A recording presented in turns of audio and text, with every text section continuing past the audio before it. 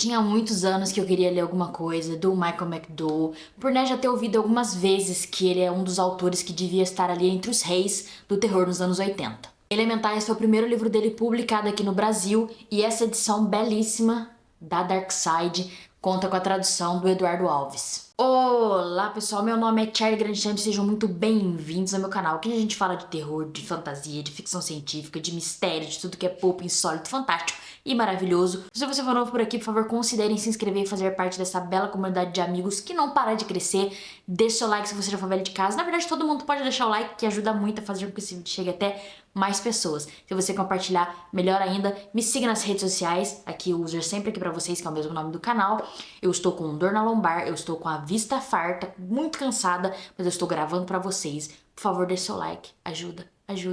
Vamos pro vídeo. Elementais conta a história dessas duas famílias muito ricas, muito abastadas, na região litorânea ali do Alabama. Eles são donos dessa região, desse pedaço de terra. É uma região tomada por areia e mar chamada de Baldame. O terreno é composto por essas três casas no estilo mais vitoriano assim da coisa, e uma dessas casas, a terceira casa, está sendo soterrada por dunas de areia. Quando a matriarca de uma das famílias morre, eles resolvem ir para Baldame, passar um tempo, né, desvairecer a cabeça e tudo mais, para esquecer os problemas. Só que é aí que os problemas começam. Vamos falar um pouquinho do autor então para começar gostoso. Michael McDowell foi nascido e criado no estado do Alabama, o estado em que se passa essa história que a gente vai comentar aqui hoje. E desde sempre ele foi obcecado por coisas que envolvem a morte. Na verdade, até o doutorado dele foi sobre esse tema. Ele morreu, ele deixou para trás milhares de memorabilias, assim, coisas relacionadas ao tema da morte, que hoje em dia estão em exposição para os fãs e curiosos dessa temática. Se você for um cinéfilo fedido, você deve reconhecer esse nome como roteirista de Beetlejuice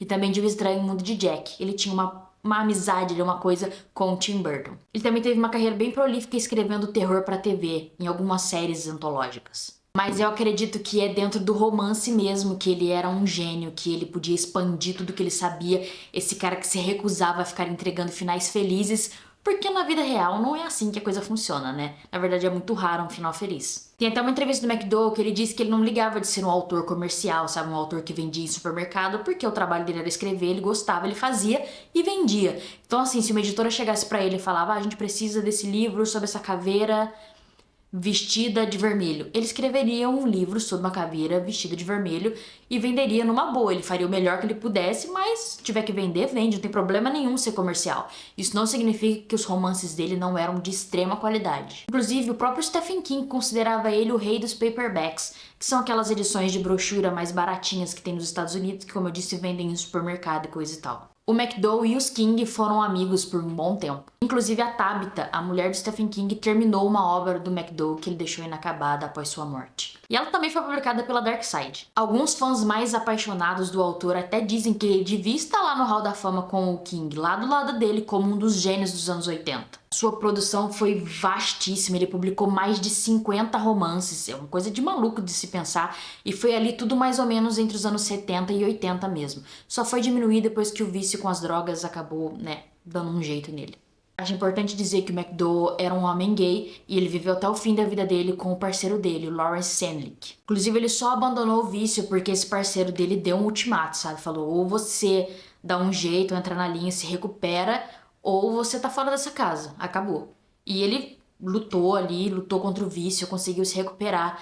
Só que infelizmente, logo depois veio a notícia do HIV. Ele faleceu em 1999 em decorrência da doença. Bom, agora a gente vai pro livro em si então. Eu tenho estudado muito dessa coisa mais do gótico, assim, né, de como o gótico se espalhou desde lá do começo até como ele é visto ainda hoje. E é lógico que tem um momento que você chega no gótico americano.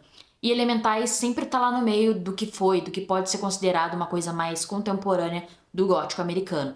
Mas eu sabia também que ele tinha essa coisa solar, que era um livro com que o sol era muito importante, que a luz do dia era muito importante. E eu fiquei curioso pra, né, ver como que isso se relacionaria. E essa mistura do sombrio do gótico com o calor escaldante e as areias das dunas é maravilhosa. A gente vive acostumado com essa coisa mais soturna das mansões, né? O mofo, a névoa. E aqui não, aqui é tudo na luz do dia, aquele calor desgraçado, a pessoa suando, sabe aqueles negocinhos que fica assim na areia? É isso, é esse calor. Então você também tá muito propício aos delírios, né? Você pode delirar com tanto calor. É o sol tarando na cabeça e o pesadelo rolando. Como muitas histórias góticas, a questão toda aqui vem do passado. A família que é dona da maior parte de terra ali, de praticamente toda a região de Beldamo, é a família Savage. E eles têm umas coisas muito bizarras na história deles. Acontece que uma moça muito jovem morreu e o bebê dela também. E eles foram enterrados, todo mundo ficou super triste, né? Que coisa terrível de se acontecer.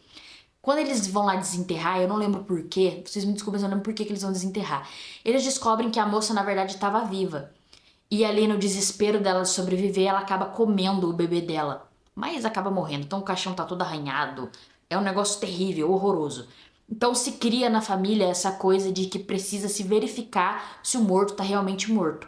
Então eles criam o costume, a tradição de enfiar sempre uma adaga ali no velório para poder, né, ver se a pessoa tá morta mesmo. O que acontece é que num caso foram fazer esse procedimento e a pessoa tava viva e acaba morrendo ali na mesa, na hora, né, no caixão. E era uma mulher também. Então se cria essa mística nas mulheres da família Savage, de uma relação materna ali. E a história vai, né? Tem mais coisas ali, tem mais drama nesses fantasmas do passado, mas eu vou deixar vocês descobrirem por vocês mesmos. Mas dá pra entender ali que é uma coisa que vem mais do passado e coisa e tal. Então a família Savage tem toda essa coisa sombria em torno deles, tem esse luto, essa coisa macabra, que a todo momento você sente isso, você sente aquela energia carregada, eles estão pesadaço o tempo todo.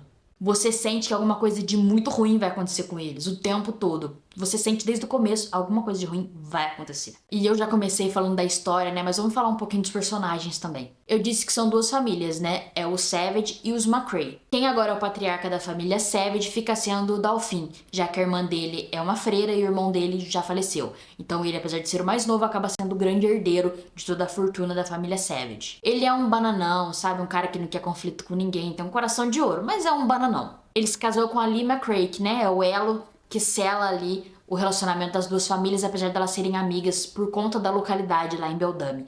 Mas as famílias se unem assim.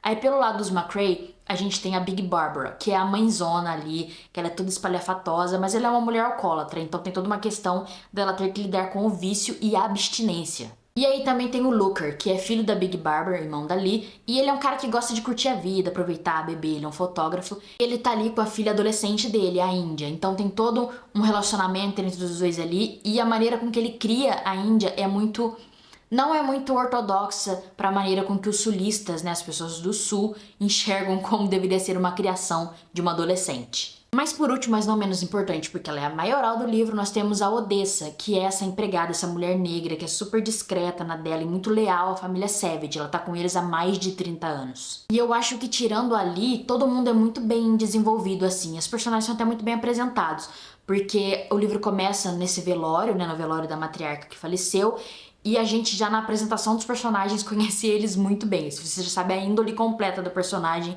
ali na apresentação. Eu acho que é quase uma aula de como se introduzir personagens. E eu acho que a Odessa fica sendo a personagem mais interessante da história, porque é ela que fala de um jeito misterioso, é ela que conhece as coisas mais místicas, então é ela que sabe fazer os rituais de proteção, que eles não acreditam, mas ela faz ali. Então ela é aquela coisa mais do conhecimento ancestral, sabe? Conhecimento.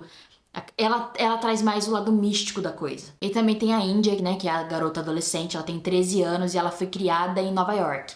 Então, todo esse mundo sulista pra ela soa muito esquisito. Ela tem até essa relação de estranhamento com a Odessa, porque ela acha bizarro essa coisa, né? Essa lealdade de um empregado, 30 anos ali, ainda mais sendo uma mulher negra. Ela acha super bizarro pro estilo de vida que ela levava em Nova York. E eu cito as duas, assim, separado dos outros, porque o relacionamento das duas, pra mim, é o mais interessante e o que move a história. Porque você tem a inocência, a inocência da Índia, né, a inocência de uma criança, a curiosidade de uma criança, não a inocência, porque a Índia não tem nada de inocente, não.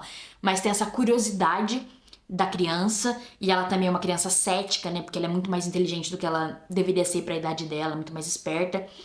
Em contraste com essa sabedoria ancestral que eu já disse da Odessa, sabe? Essa sabedoria que vem dessa coisa mais sobrenatural, de outras vidas. E aí, então, tem muito a Índia aprendendo a acreditar no sobrenatural junto com a Odessa, e muito do que de terror acontece, dos eventos paranormais mesmo, acontece quando as duas estão juntas.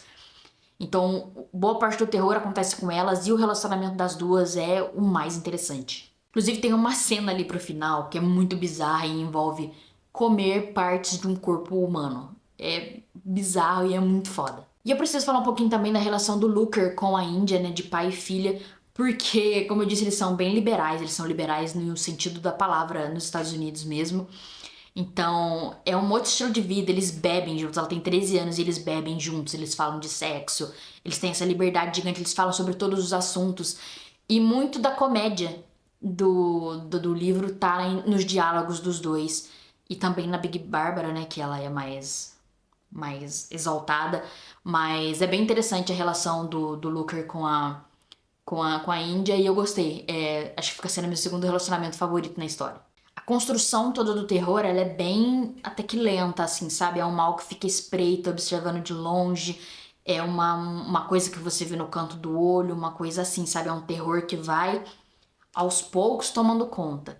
Inclusive, né, eu nem citei que eu citei lá em cima a terceira casa, mas eu não explicitei. São 3 casas nesse terreno, como eu disse, é uma casa do Savage, uma casa dos McCrae e essa terceira casa que eles chamam de terceira casa o livro todo, que é esse lugar abandonado.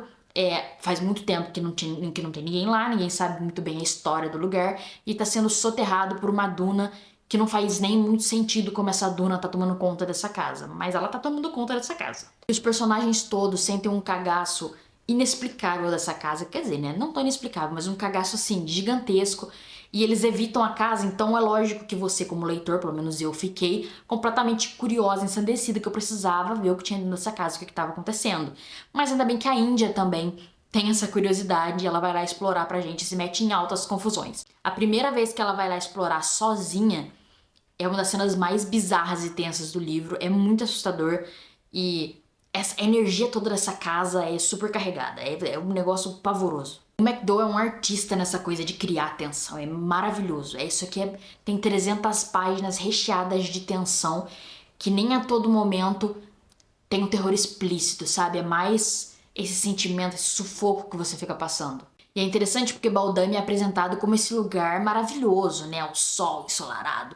É o paraíso na Terra, sabe? É o melhor lugar do mundo para aquelas pessoas, o único lugar que elas são felizes. Aí fica próximo ao Golfo do México, com dunas e lagunas. É uma coisa assim, paradisíaca mesmo. Aquele sol maravilhoso e ao mesmo tempo você sente essa energia ruim o tempo todo, sabe? Essa carga, essa coisa pesada, esse presságio de que alguma coisa muito ruim vai acontecer. Mesmo quando os personagens estão de boa, você não consegue ficar de boa. Você sabe que alguma coisa ruim vai acontecer. E pra mim foi muito novo, muito diferente isso da mansão mal assombrada, da casa mal assombrada, com a luz do dia. Essa claridade, essa coisa solar e tudo mais. O calor, muita luz, muita claridade. Então, assim, nos romances góticos tradicionais, você tem as sombras, as névoas, né? Mas principalmente as sombras pra esconder as coisas, pra, meu Deus, o que tem ali? Ó, aí revela, aí vem. E aqui não, aqui você tem a areia. Aqui é a areia que esconde, é a areia que revela, é a areia que enfeitiça ali, que faz. É maravilhoso. Eu adorei essa substituição da sombra pela areia. O livro acaba sem um final feliz, porque na vida a gente não tem um final feliz. O McDowell gostava disso. Então, assim, personagens queridos vão morrer, coisas desgraçadas vão acontecer, a história acaba, deu tudo certo, mas a energia pesada continua e vai continuar. Isso aqui é uma história de terror, é uma história de casa mal assombrada, uma história, digamos que de fantasma, e é essa energia que vai ter. Então, assim, não foi uma história nem que eu senti tanto medo, enquanto eu li, eu não senti tanto medo do que eu lia, sabe? Não tem aquele monstro horroroso aparecendo, não tem cenas grotescas, tem essa tensão terrível que acaba perdurando em você, sabe? Então é mais ou menos o que aconteceu com o Poltergeist quando eu li. Que eu não sentia medo lendo, mas aí eu fechava o livro, aí ia tomar banho, tava com medo de olhar no espelho, tava com medo de passar alguma coisa no corredor, sabe? Eu te deixa essa sensação. E tava muito calor aqui também, durante a leitura. E aí tinha todo aquele calor ali, foi uma coisa assim, efeito 3D do livro. Mas isso aqui foi uma leitura fenomenal mesmo. Tá entre as melhores leituras do ano, com certeza. Eu dei 4,5 porque eu sou chato pra dar 5, mas favoritadaço.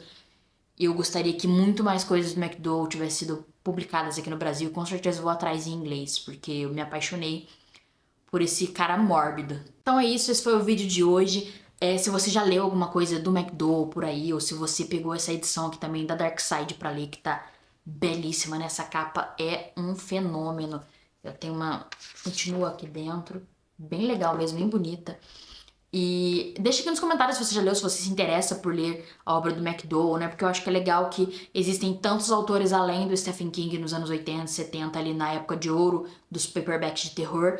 E acaba chegando pra gente muito dele. Muitos autores que chegaram aqui nos anos 80 também não são mais publicados, estão fora de publicação há muito tempo. Então pra você tem que achar num sebo perdido.